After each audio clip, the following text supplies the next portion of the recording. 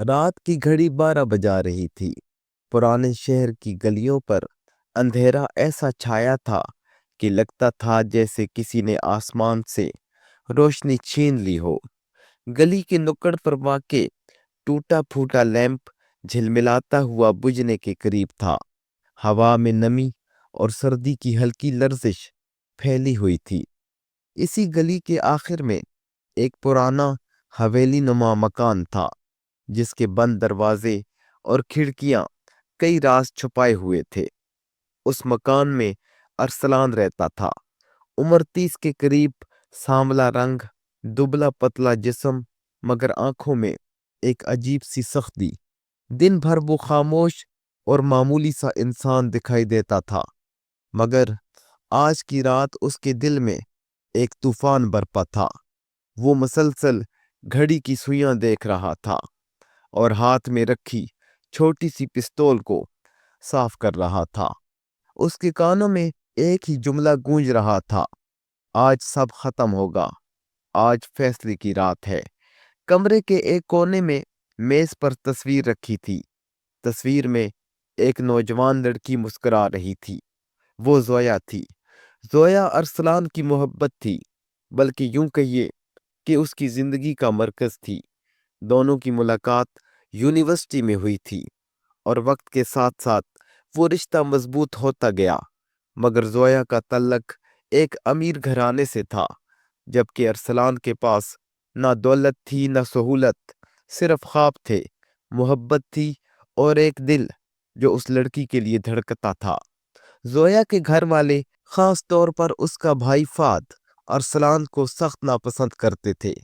فہد کے نزدیک ارسلان ایک غریب اور ناکام شخص تھا جو صرف اس کی بہن کی زندگی برباد کر سکتا تھا۔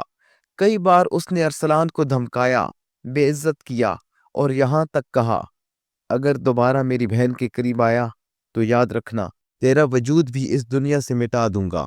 ارسلان کے دل میں یہ دھمکیاں آگ بن گئیں، لیکن زویا نے ہمیشہ اسے تسلی دی، میں تمہارے ساتھ ہوں ارسلان، ایک دن سب مان جائیں گے۔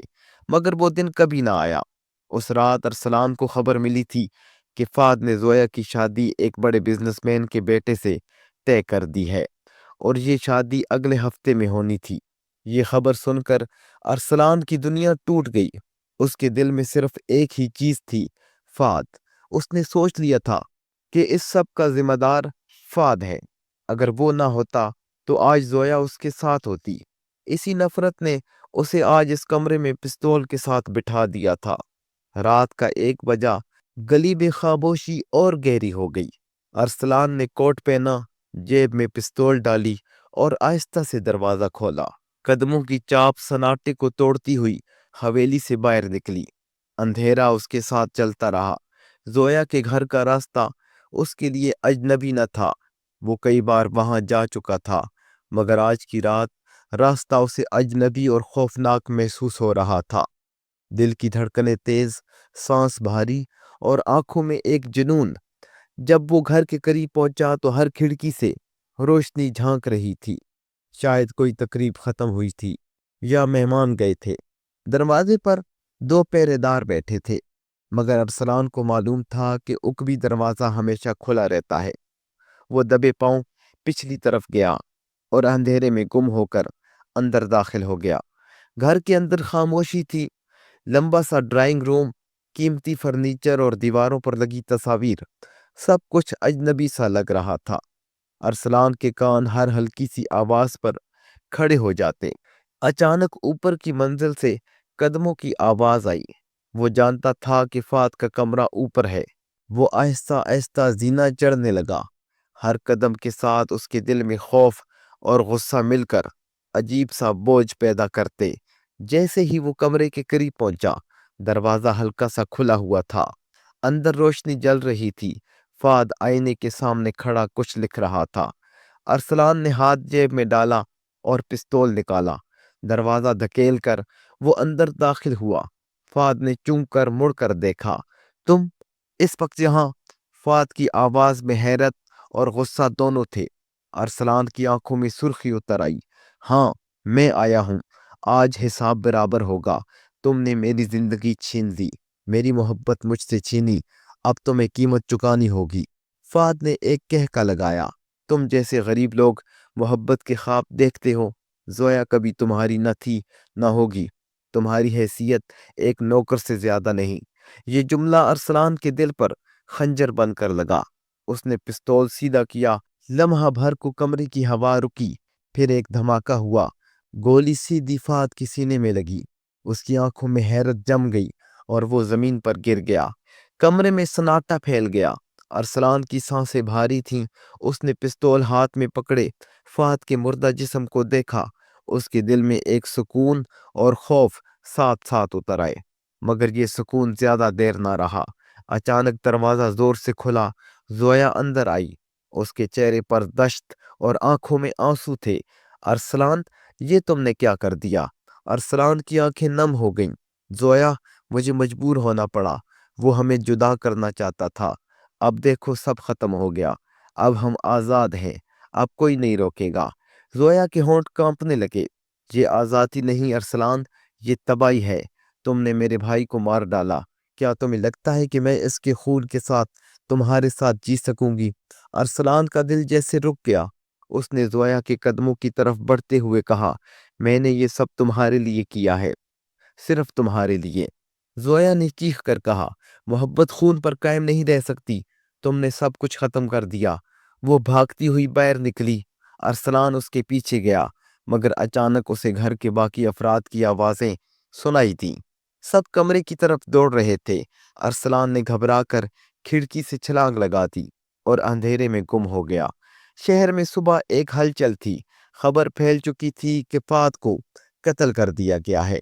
پولیس حرکت میں آ گئی اور سب کی نظریں ایک ہی شخص پر تھی، ارسلان۔ اس کا نام سب کی زبان پر تھا۔ ارسلان نے اگلے 2 دن چھپ کر گزارے۔ اس کے ذہن میں صرف زویا تھی۔ وہ اسے سمجھانا چاہتا تھا، مگر زویا نے اس سے کوئی رابطہ نہ کیا۔ تیسرے دن رات کے وقت وہ ایک پرانے پارک میں زویا سے ملا۔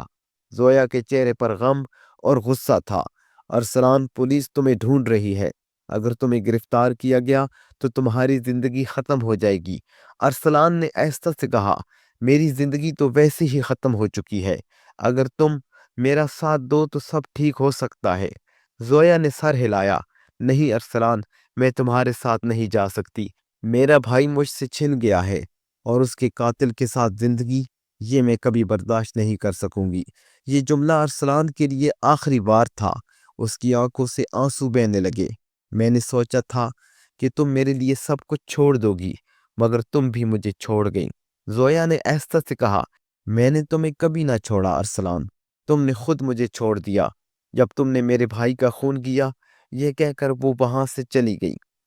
چند دن بعد پولیس نے ارسلان کو گرفتار کر لیا۔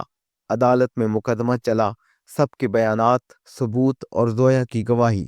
آخرکار ارسلان کو سزائے موت سنائی گئی۔ پھانسی سے ایک رات پہلے جیل کے کمرے میں بیٹھا ارسلان آسمان کی طرف دیکھ رہا تھا۔